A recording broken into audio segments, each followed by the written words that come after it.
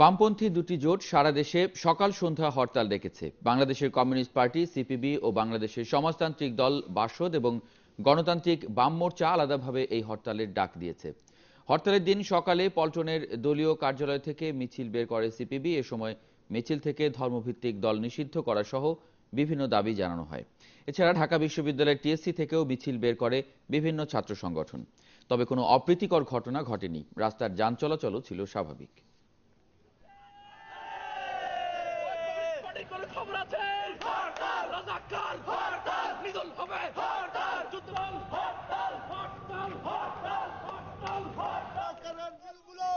হরতালকে যেভাবে কলুষিত করেছে, আজকে জনগণ স্বতঃস্ফূর্ত হরতালের মধ্য দিয়ে জানিয়ে দেবে ওই হরতাল, ওই আতঙ্কের হরতাল কেউ সমর্থন করে না। আমরা জনগণের প্রতি, সর্বস্তরের জনগণের প্রতি আহ্বান জানিয়েছি। দলের পক্ষ থেকে বাংলাদেশের সমস্ত পরিবহন শ্রমিক ইউনিয়ন, মালিক সমিতি, তাদের কাছে আহ্বান জানানো হয়েছে।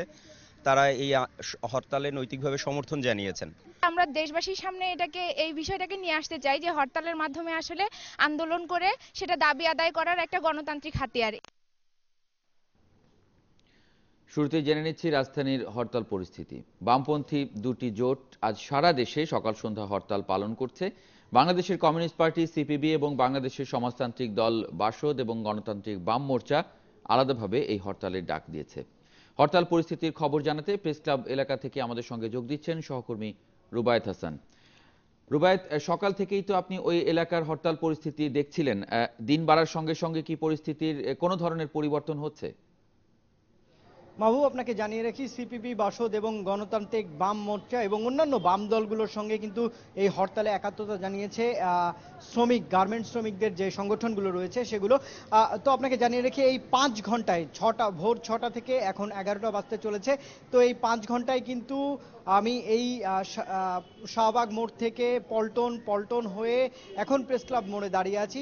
পল্টন, নয়াপল্টন এবং পুরনো পল্টনের পুরো মোড় জুড়ে কিন্তু এই মুহূর্তে বাম ঘরানার যে দলগুলো রয়েছে তাদের নেতাকর্মীরা পুরো মোড় জুড়ে অবস্থান কর্মসূচি পালন করছেন এবং তারা গণসঙ্গীত গেয়ে এবং স্লোগান দিয়ে এই হরতালের সমর্থন জানাচ্ছেন। তারা বলছেন যে ধর্মভিত্তিক রাজনৈতিক দলগুলোকে নিষিদ্ধ সহ যুদ্ধাপরাধীদের বিচার এবং দেশের দ্রব্যমূল্যের ঊর্ধ্বগতি লাঘব করার বিষয়টি তারা নিয়ে আসছেন। এবং আমি যেটি দেখেছি যে আজ কিন্তু গণপরিবহনের সংখ্যা রাস্তায় নেই বললেই চলে। এই গুরুত্বপূর্ণ মতিঝিল মোড় থেকে নয়াপল্টন হয়ে প্রেস ক্লাবের সামনে দিয়ে শাহবাগ, এই মোড়গুলোতে আজ সকাল থেকে আমি একটিও গণপরিবহন, সরকারি বাস সার্ভিস চালু, বিআরটিসির কোনো বাস দেখিনি। হ্যাঁ রুবায়েত, আইন শৃঙ্খলা রক্ষাকারী বাহিনী বা কোনো ধরনের পিকেটিং, এ ধরনের কোনো কিছু আপনি দেখেননি আজ সকাল থেকেই? রাজধানীর গুরুত্বপূর্ণ মোড়গুলোতে আইন শৃঙ্খলা রক্ষাকারী বাহিনীর পর্যাপ্ত বলা যায় যে বাহিনী মোতায়েন রয়েছে। তারা কিছুক্ষণ পরপর মোড়গুলোকে প্রদক্ষিণ করছেন এবং সকাল 7:45টার দিকে নয়াপল্টনের মোড়ে একটি মাত্র লেগুনায় ভাঙচুর চালায় হরতাল সমর্থনকারীরা। এর বাইরে আসলে কোনো পিকেটিং এখন পর্যন্ত এই এলাকায় হয়নি। আপনাকে জানিয়ে রাখতে চাই যে পুরো রাজপথ কিন্তু দখলে নিয়েছে অটোরিকশা কিছু এবং রিক্সা।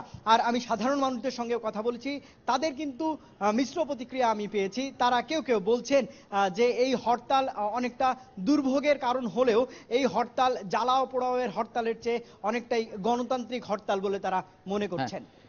রুবায়েত, সিপিবি এবং বাসদের নেতাদের সঙ্গে কি আপনার কোনো ধরনের কথা হয়েছে? তারা কি বলছেন হরতাল প্রসঙ্গে? দেখেন, আমি বাম সংগঠনগুলোর অনেকজন শীর্ষ নেতার সঙ্গেই কথা বলেছি। আমি কথা বলেছি গণতান্ত্রিক বাম মোর্চার গণসংহতি আন্দোলনের সমন্বয়কারী জোনায়েদ সাকির সঙ্গে। তিনি যেমনটা বলেছেন যে তাদের বাম সংগঠনগুলো দীর্ঘদিন ধরেই সাধারণ মানুষের দুর্ভোগের বিষয়গুলো তুলে ধরে আন্দোলন করে আসেন। তারা বলছেন যে যুদ্ধ অপরাধীদের বিচার নিয়ে সরকার থেকে শুরু করে বিরোধী দল পর্যন্ত টালবাহানা করছেন। তারা এর সুষ্ঠু বিচার চান। তারা বলছেন তেল, গ্যাস এবং যে দ্রব্যমূল্য রয়েছে, অন্যান্য নিত্য প্রয়োজনীয় জিনিসের, সেগুলোর দাম কমাতে চান। তারা বলছেন যে গার্মেন্টস শ্রমিকদের। রুবায়েত, আমরা একটু ওই এলাকার ছবি দেখতে চাই আপনার ক্যামেরার মাধ্যমে, সেটা কি সম্ভব? দেখুন আমার সঙ্গে কাজ করছেন বাদুলা ত্রিপুরা, তিনি আমার পিছনে আপনি দেখতে পাচ্ছেন যে আমরা যেহেতু প্রেস ক্লাব মোড়ে দাঁড়িয়ে আছি, আমার পেছনের পুরো রাস্তাটি কিন্তু ফাঁকা এবং তার অল্প দূরেই কিন্তু নয়াপল্টনের মোড়, সেখানে কিন্তু এই মুহূর্তে আমরা সেই ছবিটা হয়তো দেখাতে পারছি না, সেখানে বামপন্থী যে রাজনৈতিক দলের নেতা কর্মীরা তারা অবস্থান করছেন এবং গণসংগীতের আয়োজন করেছেন তারা সেখানে। নিরুবায়ত, আপনাকে অনেক ধন্যবাদ আমাদের সঙ্গে যোগ দেবার জন্য। দর্শক, রাজধানীর প্রেস ক্লাব এলাকা থেকে বলছিলেন সহকর্মী রুবায়েত হাসান। হরতালকে এরই মধ্যে সফল বলে দাবি করেছেন গণসংহতি আন্দোলনের প্রধান সমন্বয়কারী জোনায়েদ সাকিব। যুদ্ধাপরাধের বিচার ও ধর্মভিত্তিক রাজনৈতিক দল নিষিদ্ধের দাবিতে ডাকা এই হরতালে জনসমর্থন পাওয়া যাচ্ছে বলেও মন্তব্য করেন তিনি। আজকে যুদ্ধাপরাধীদের বিচার নিয়ে নানান রকম যে টালবাহানা, এদিকে বিচার বানচালের জন্য যে তাণ্ডব, আমরা আজকে রেল ভাড়া, গাড়ি ভাড়া, বাড়ি ভাড়া, দ্রব্যমূল্যের যে ভয়ানক ঊর্ধ্বগতি, আজকে ব্যাংক থেকে টাকা লোপাট হয়ে যাচ্ছে, কোনো বিচার হচ্ছে না, লুটেরা গ্রেফতার হচ্ছে না, সীমান্তে অব্যাহতভাবে প্রতিদিন মানুষ মেরে যাচ্ছে বিএসএফ, আজকে আপনার সুন্দরবন ধ্বংস করে রামপাল প্রকল্প হচ্ছে, ফুলবাড়ি ধ্বংস করে এশিয়া এনার্জিকে কাজ দেওয়ার চেষ্টা চলছে, দেশে মার্কিন যুক্তরাষ্ট্র, ভারত রাষ্ট্র এই সমস্ত নানান আন্তর্জাতিকভাবে ষড়যন্ত্র করছে। ফলে আমরা 7 দফা দাবি দিয়ে এই হরতাল আহ্বান করেছি এবং আমরা লিফলেট ছাপিয়ে প্রচার করে গণমিছিল করে মিডিয়ার মাধ্যমে এটা জনগণের কাছে গিয়েছে বলে আমরা মনে করি এবং জনগণ স্বতঃস্ফূর্তভাবে আমাদের দাবিকে সমর্থন করছেন, কেননা এগুলো তাদেরই দাবি। এবারে জানবো রাজধানীর বাইরের হরতাল পরিস্থিতি। শুরুতেই গাজীপুরের হরতাল প্রসঙ্গ। হরতালের কারণে গাজীপুরের শিল্পাঞ্চলের 100-রও বেশি গার্মেন্টস ছুটি ঘোষণা করা হয়েছে। সকালে গাজীপুরের ভোগড়া, বড়বাড়ি, নওজোর এলাকায় বিক্ষোভ করে পিকেটাররা। এক পর্যায়ে তারা কয়েকটি গার্মেন্টসে ঢুকে শ্রমিকদের বের করে আনে। পরে নাশকতার আশঙ্কায় সব কারখানায় ছুটি ঘোষণা করে কর্তৃপক্ষ। এখন মাওনা চৌরাস্তায় অবরোধ করে রেখেছে পিকেটাররা। সেখানকার পরিস্থিতি জানাতে সহকর্মী ইকবাল আহমেদ সরকার আমাদের সঙ্গে যোগ দিচ্ছেন। ইকবাল, কি অবস্থা গাজীপুর শিল্পাঞ্চলের? যে মাহবুব যেমনটা বলছিলেন যে শ্রমিকরা আসলে মাওনা হবে না, চান্দনা চৌরাস্তা, ঢাকা ময়মনসিংহ মহাসড়কের চান্দনা চৌরাস্তায় শ্রমিকরা অবস্থান করতেছে। সিপিপি এবং বাসদের যারা নেতৃবৃন্দ আছে তাদের নেতৃত্বে মূলত গার্মেন্ট শ্রমিকরা মহাসড়ক অবরোধ করে বিক্ষোভ সমাবেশ করছে। ভারী যানবাহন চলাচল করেনি। এর আগে শ্রমিকরা বাসদ ও সিপিপির নেতৃত্বে গাজীপুরের ঢাকা ময়মনসিংহ মহাসড়কের বড়বাড়ি এলাকা থেকে বিক্ষোভ মিছিল শুরু করে হরতালের পক্ষে পিকেটিং শুরু করে। এই সময় তারা মহাসড়কের পাশে অন্তত 4টি গার্মেন্টসে হামলা করে গার্মেন্টসের কাজ ও গেট ভাঙচুর করে। পরবর্তীতে তারা মহাসড়কে মিছিল করে এসে এখন চান্দনা চৌরাস্তায় অবস্থান করছে, বিক্ষোভ হচ্ছে, পিকেটিং সমাবেশ হচ্ছে। কিন্তু এখানে ভারী যানবাহন দেখা যায়নি, ছোট ছোট হালকা যানবাহন চলাচল করছে। আর আইন শৃঙ্খলা বাহিনী যারা আছেন তারা অনেকটা নির্লিপ্ত অবস্থায় দাঁড়িয়ে আছে। মাহবুব, হ্যাঁ ইকবাল, ঠিক কোন পরিস্থিতিতে গার্মেন্টসে ছুটি ঘোষণা করতে হলো? গার্মেন্টসের এখানে গাজীপুর তো বিচ্ছিন্নভাবে পুরো গাজীপুর জেলায় বলা যায় শিল্প অঞ্চল 3-4টা থানার। এখন গাজীপুর সদর উপজেলার ভোগড়া, বড়বাড়ি, নাওজোর, বোটবাজার, চান্দনা চৌরাস্তা এই এলাকায় যে সকল গার্মেন্টস আছে 4টা গার্মেন্টসে হামলার পর এই গার্মেন্টসগুলি শতাধিক গার্মেন্টস অন্তত ছুটি ঘোষণা করা হয়েছে। অনেক গার্মেন্টসের শ্রমিকরাও হরতালকারীদের সাথে এসে যোগ দিয়েছে। মাহবুব, হ্যাঁ ইকবাল, আপনাকে অনেক ধন্যবাদ আমাদের সঙ্গে যোগ দেবার জন্য। দর্শক, গাজীপুর থেকে বলছিলেন সহকর্মী ইকবাল আহমেদ সরকার। চট্টগ্রামে যুদ্ধাপরাধীদের দ্রুত বিচার এবং জামায়াতে ইসলামীর রাজনীতি বাতিলের দাবিতে সিপিবি ও বাসদের ডাকা সকাল সন্ধ্যা হরতাল চলছে। বিচ্ছিন্নভাবে সিএনজি চালিত অটোরিকশা চললেও বাস চলাচল বন্ধ আছে। সকাল থেকেই নগরীর নিউ মার্কেট এলাকায় সিপিবি এবং বাসদের নেতাকর্মীরা সমাবেশ, পিকেটিং করেছে। দূরপাল্লার বাস না চললেও ট্রেন চলাচল রয়েছে স্বাভাবিক। হরতালের সব খবর রাখছেন আমাদের সহকর্মী আজাদ তালুকদার, কথা বলছি তার সঙ্গে। আজাদ, এখন চট্টগ্রামের হরতাল পরিস্থিতি কেমন? আমার পিছনে সিপিবি এবং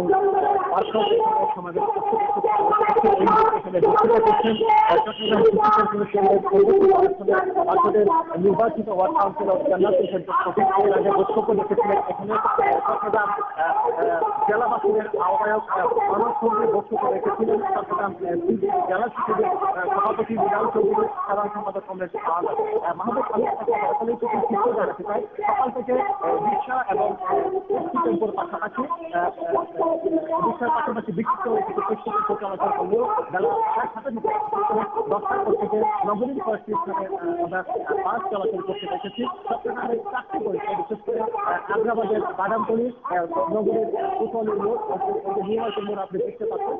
সেখান থেকে হরতালের সমর্থনে পিকেটিং হচ্ছে। আজাদ, আপনাকে অনেক ধন্যবাদ আমাদের সঙ্গে যোগ দেবার জন্য। দর্শক, চট্টগ্রাম থেকে বলছিলেন সহকর্মী আজাদ তালুকদার। যুদ্ধাপরাধীদের দ্রুত বিচার এবং জামায়াত ইসলামীর রাজনীতি নিষিদ্ধের দাবিতে সিপিবি ও বাসদের ডাকা সারা দেশে সকাল সন্ধ্যা হরতাল চলছে। রাজশাহীতে ঘন কুয়াশার মধ্যেই হরতালের সমর্থনে সকালে সিপিবি ও বাসদ নেতাকর্মীরা নগরী থেকে মিছিল বের করেন। পরে নগরীর সাহেববাজার, জিরো পয়েন্ট, রাজশাহী বিশ্ববিদ্যালয় সহ বিভিন্ন স্থানে তারা সমাবেশ করে। সকালে দূরপাল্লার কোনো বাস ছেড়ে না গেলেও ট্রেন ছেড়ে গেছে নির্ধারিত সময়ে। ভোর থেকে খুলনার Dakbangla, Picture Palace, Phulbari Gate, Khalishpur, Daulatpur সহ বিভিন্ন এলাকায় হরতাল সমর্থকরা অবস্থান নিয়ে বিক্ষোভ করেছে। নগরীতে কোনো যানবাহন চলাচল করছে না, দোকানপাট, বেসরকারি অফিস বন্ধ আছে।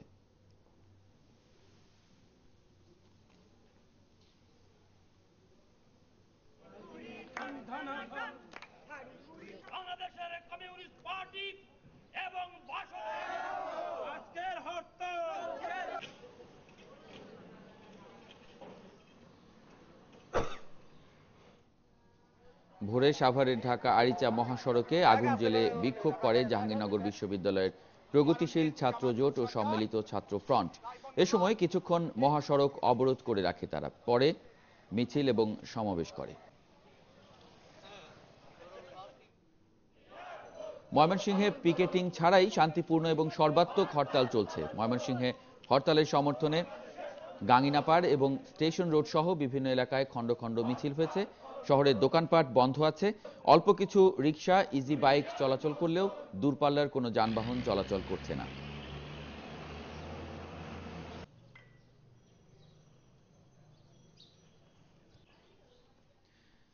আইন মেনে যাব বিদেশে, অর্থ এনে গড়ব স্বদেশ, এই প্রতিপাদ্যকে সামনে রেখে আজ পালিত হচ্ছে আন্তর্জাতিক অভিবাসী দিবস। বঙ্গবন্ধু আন্তর্জাতিক সম্মেলন কেন্দ্রে প্রবাসী কল্যাণ মন্ত্রণালয় এক অনুষ্ঠানের আয়োজন করেছে। সেখানে প্রধান অতিথি হিসেবে উপস্থিত থাকবেন রাষ্ট্রপতি জিল্লুর রহমান। সেখানে আছেন সহকর্মী নাজনীন মুন্নি। সরাসরি চলে যাচ্ছি তার কাছে। মুন্নি, অনুষ্ঠান কি শুরু হয়েছে? এখন কোন পর্যায়ে আছে এই অনুষ্ঠান? মাহবুব, অনুষ্ঠানের মধ্যে শুরু হয়ে গেছে। আপনি নিশ্চয়ই শুনতে পাচ্ছেন এখানে কোরআন তেলাওয়াত যেটি হয়েছে তার বাংলা অনুবাদ চলছে। এবং প্রথমে আপনাকে আমি জানিয়ে রাখি, সেটা হচ্ছে এই অনুষ্ঠানের প্রধান অতিথি হিসেবে রাষ্ট্রপতি হোসেন মোহাম্মদ জিল্লুর রহমানের আসার কথা থাকলেও তিনি অসুস্থতার কারণে দেশের বাইরে আছেন এবং আজ এই অনুষ্ঠানটিতে যোগ দিচ্ছেন না। শুরুতে এই কথা আমাদের জানিয়ে দেওয়া হয়েছে। এবং আপনাকে জানিয়ে রাখি যে এই অনুষ্ঠানটি শুরু হওয়ার কথা 11টার থেকে এবং নির্ধারিত সময়ে শুরু হয়েছে। এই অনুষ্ঠানে আজ প্রধান অতিথি হিসেবে আসন গ্রহণ করেছেন অর্থমন্ত্রী আবুল মাল আব্দুল মুহিত। এবং আপনি যেটা বলছিলেন যে জাতিসংঘ এই দিবসটি আসলে প্রবাসীদের অধিকার সুরক্ষার জন্য জাতিসংঘ কর্তৃক এই দিবসটি উদযাপন করা হয় এবং সেটির অনুসারে বাংলাদেশে আজ এটা উদযাপন করা হচ্ছে। এবং আপনি জানেন যে বাংলাদেশ হচ্ছে প্রবাসী আয়ের দিক থেকে বিশ্বের 7ম এবং গেল অর্থ বছরে বাংলাদেশ প্রায় 1284 কোটি ডলারের মতো বৈদেশিক আয় করেছে। কাজে প্রবাসীরা যাতে ভালো অবস্থানে থাকে, এই কারণেই প্রবাসীদের নিয়ে বাংলাদেশে প্রবাসী কল্যাণ মন্ত্রণালয় আজ এই বড় ধরনের উদ্যোগটি নিয়েছে। মুন্নি, অনুষ্ঠানে যারা বক্তব্য রাখছেন তারা আসলে কোন বিষয়গুলোকে সামনে নিয়ে আসছেন? বাবা, আপনি শুনতে পাইনি, আপনি জি মুন্নি, যারা বক্তব্য রাখছেন এই অনুষ্ঠানে তারা আসলে কোন বিষয়গুলোকে সামনে নিয়ে আসছেন, তারা কি বলছেন বক্তব্যে? মাহবুব, এই বিষয়গুলি আপনাকে আগে শুনতে জানিয়ে রাখি যে আজ যারা এই অনুষ্ঠানে আছেন তারা অনেক মন্ত্রণালয়ের মন্ত্রীরাও আছেন। এছাড়া অর্থমন্ত্রী ছাড়াও প্রবাসী কল্যাণ মন্ত্রণালয়ের মন্ত্রী আছেন, সচিব আছেন এবং সংসদের স্থায়ী কমিটির সভাপতি আছেন, প্রবাসী কল্যাণ সম্পর্কিত সংসদের স্থায়ী কমিটির সভাপতি। এবং তারা সবাই চাচ্ছে, যেহেতু বিদেশে আমি আপনাকে শুরুতেই বলেছি যে আমাদের প্রবাসী আয়ের দিক থেকে আমরা 7ম অবস্থানে আছি পুরো বিশ্বের মধ্যে। সেই প্রবাসী আয়তে যেন সামনে আরো ভালোভাবে আসে এবং বাইরে যাতে আমাদের যারা অভিবাসী আছে তারা ভালো অবস্থানে থাকেন, তাদের কর্মের অবস্থা যাতে ভালো থাকে এবং তাদের বাইরে যাওয়ার ক্ষেত্রে বাংলাদেশ সব ধরনের সহায়তা যাতে দিতে পারে এবং যাদের সকল সমস্যা সমাধানে বাংলাদেশ সরকার যেন সবসময় তাদের পাশে দাঁড়িয়ে থাকতে পারে, এই দিকটাই লক্ষ্য রাখা মূল লক্ষ্য এই অনুষ্ঠানে। এবং এই অনুভূতিটাই অভিবাসীদের দেয়া যে বাংলাদেশ সরকার সবসময় তাদের পাশে আছে। মুন্নি, আজ আর কি কি ধরনের আনুষ্ঠানিকতা আছে এই দিবস উদযাপনের। মাহবুব, আবার প্রশ্ন করতে হবে। আপনি জি, শুনতে পাচ্ছেন এখানে অনেক আওয়াজ, আমি শুনতে পাচ্ছি জি, না আমি আপনাকে। বুঝতে পারছি মুন্নি। আর আর কি কি আনুষ্ঠানিকতা আছে আজকে? আজ যেসব আনুষ্ঠানিকতা আছে তার মধ্যে এই অনুষ্ঠানটি হওয়ার পরে দেখা যাবে যে প্রধান অতিথি যে রাষ্ট্রপতি হোসেন জিল্লুর রহমানের এখানেও উপস্থিত থাকার কথা ছিল। তার মাধ্যমে অভিবাসীদের সাথে স্কাইপে কথা বলারও একটি এখানে অপশন রাখা হয়েছিল যে রাষ্ট্রপতি কথা বলবেন। যেহেতু আজ রাষ্ট্রপতি নেই, প্রধান অতিথির আসন গ্রহণ করেছেন অর্থমন্ত্রী, তিনি হয়তো এই কাজটি করবেন। একই সাথে এখানে দেখা যাচ্ছে যে এখানে অভিবাসীদের যেসব অভিবাসীদের সন্তান আছে তাদের বৃত্তি প্রদান অনুষ্ঠান হবে। এখানে সাংস্কৃতিক অনুষ্ঠান হওয়ার কথা রয়েছে এবং প্রবাসী কল্যাণে বিশেষ অবদানের জন্য এখানে সম্মাননা দেওয়ারও কথা আছে। এই পুরো বিষয়টা হওয়ার পরে আবার এই দিবসটি উপলক্ষে এখানে একটি সেমিনার হওয়ারও কথা আছে। তবে এই অনুষ্ঠানটি শেষ হবার পর সেই সেমিনারটি অনুষ্ঠিত হবে। মুন্নি, আপনাকে অনেক ধন্যবাদ আমাদের সঙ্গে যোগ দেবার জন্য।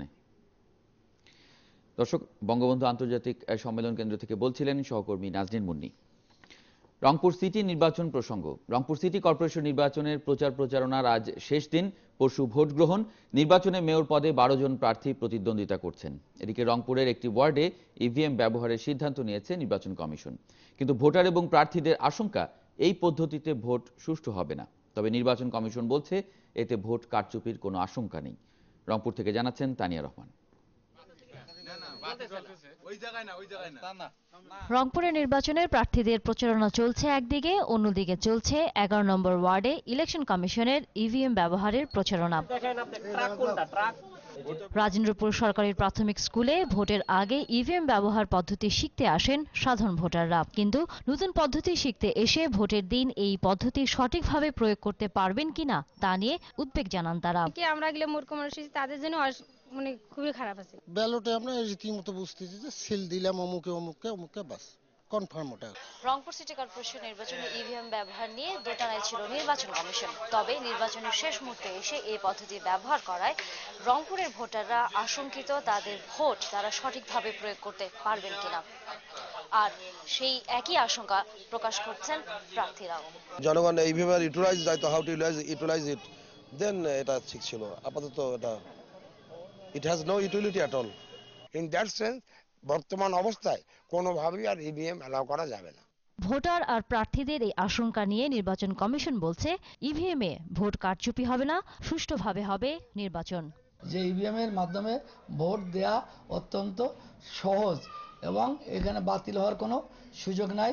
সকল প্রার্থীরা, প্রতিদ্বন্দ্বী প্রার্থীরা খুবই আনন্দিত, ভোটাররা আনন্দিত। তবে পদ্ধতি যাই হোক না কেন, সুষ্ঠুভাবে নির্বাচন হয়ে পছন্দের প্রার্থী নির্বাচিত হয়ে সিটি কর্পোরেশনের উন্নয়নে কাজ করবেন, এখন এমনই স্বপ্ন দেখছেন রংপুর সিটি কর্পোরেশনের সাধারণ মানুষেরা। তানিয়া রহমান, ৭১, রংপুর।